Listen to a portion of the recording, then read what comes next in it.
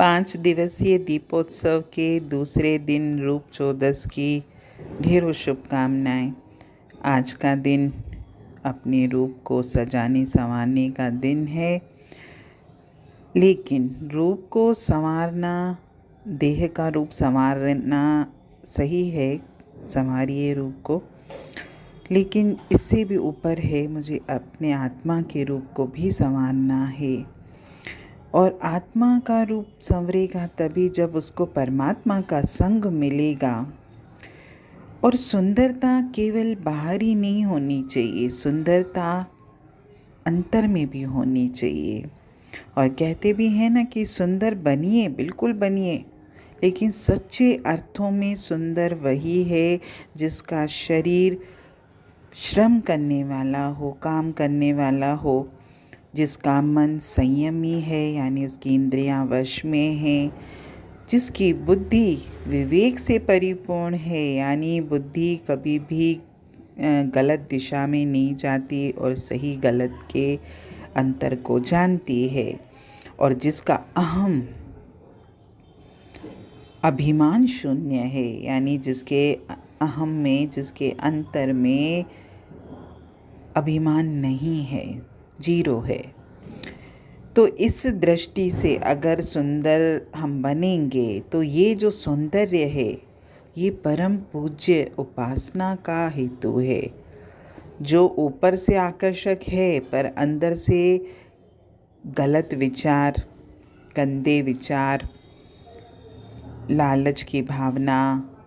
बुरे स्वभाव संस्कार से भरा हुआ है, जो दूसरों का बुरा चाहता है, वह कुरूप है, बदसूरत है, वो सुंदरता से दूर है, भले उसका चेहरा सुंदर क्यों न हो।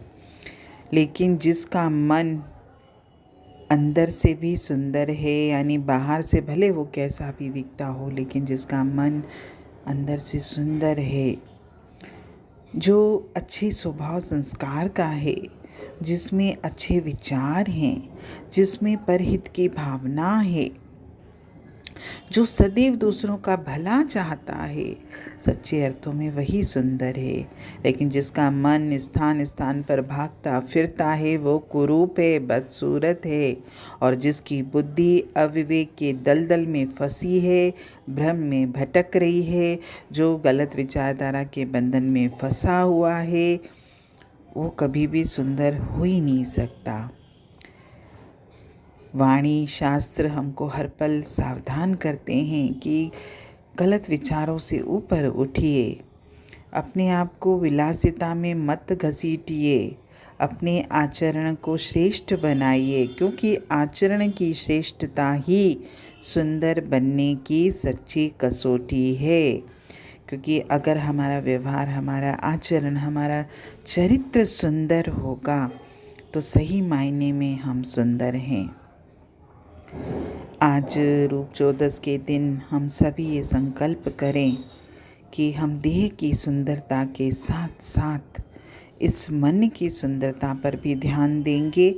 और हर वक्त अपने देह को सुंदर बनाने की, संवारने की कोशिश ना करते रहेंगे, बल्कि आत्मा को भी, अपने मन को भी, अपने अंतर को भी सुंदर और सजीला, श्रृंगार से युक्त बनाने की कोशिश करेंगे। हरि ओम।